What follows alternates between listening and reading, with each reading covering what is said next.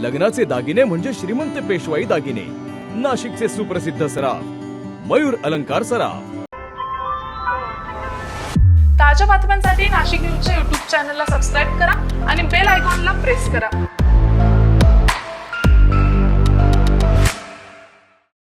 नाशिकच्या जेलरोड परिसरातील दसक पंचक येथे शिवजन्मोत्सव सोहळ्याचे औचित्य साधून महिला आणि मुलींसाठी विशेष मर्दानी खेळ प्रशिक्षण कार्यक्रमाचे आयोजन करण्यात आले होते।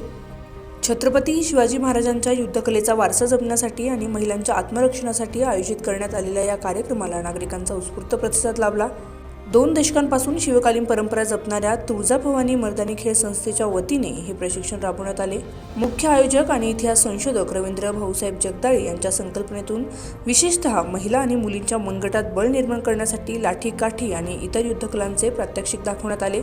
यावेळी मुलींनी सादर केलेल्या थरारक मर्दानी खेळांनी उपस्थितांच्या डोळ्यांचे पारणेही फेडले। या सोहळ्याला राजकीय आणि सामाजिक क्षेत्रातील मान्यवरांचीही मोठ्या प्रमाणात उपस्थिती होती।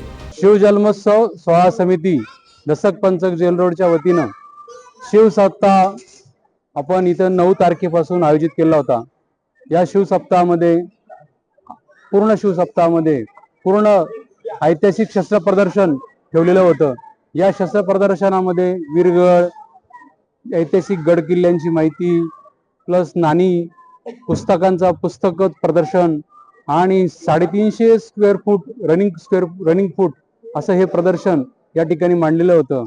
या प्रदर्शनाला भव्य असा प्रतिसाद लाभलेला आहे। किमान आपल्या परिसरातील सर्व शाळा 10,000च्या वर विद्यार्थ्यांनी या प्रदर्शन स्वयंस्फूर्तीने बघितलं।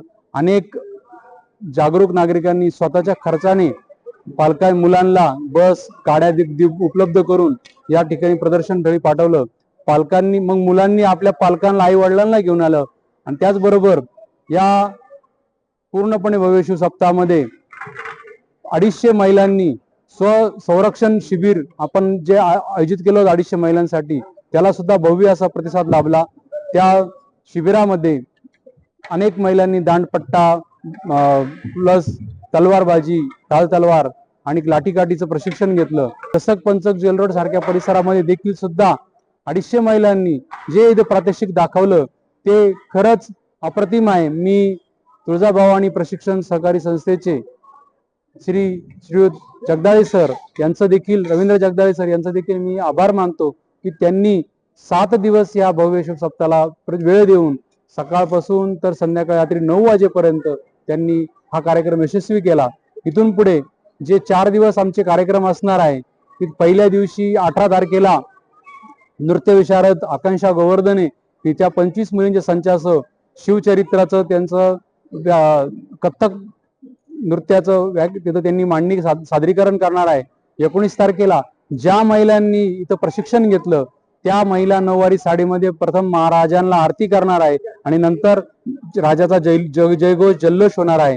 तदनंतर 20 तारखेला आनंद जोशींनी निर्मित वाघनख हे नाटक आपण या ठिकाणी सादर करणार आहोत आणि 21 तारखेला वाणीबंधूंचं या ठिकाणी शिव आख्यान हे होणार आहे। असे 4 दिवस 4 कार्यक्रमांचं आपण आयोजन केलेलं आहे। जिजाऊ जय शिवराय दसक पंचक जेल रोड शिवजन्मोत्सव सोहळा समिती यांच्या वतीने गेल्या 3 वर्षापासून दसक पंचक परिसरातील छत्रपती शिवाजी महाराज चौकामध्ये शिवजन्मोत्सवाचा सोहळा मोठ्या उत्साहामध्ये आणि एक वेगळ्या पद्धतीने आयोजित केला जातो।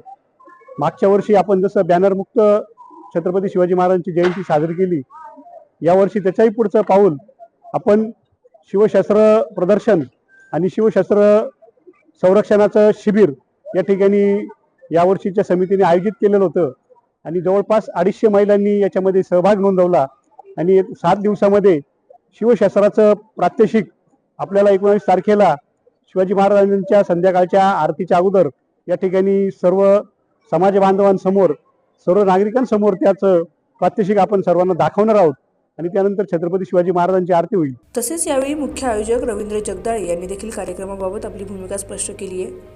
नमस्कार, जय शिवराय। खऱ्या अर्थानं छत्रपती शिवाजी महाराजांची जयंती ही नाशिकमध्ये करत असताना आज आम्ही इथे शिवसप्ताहाचं आयोजन केलं होतं।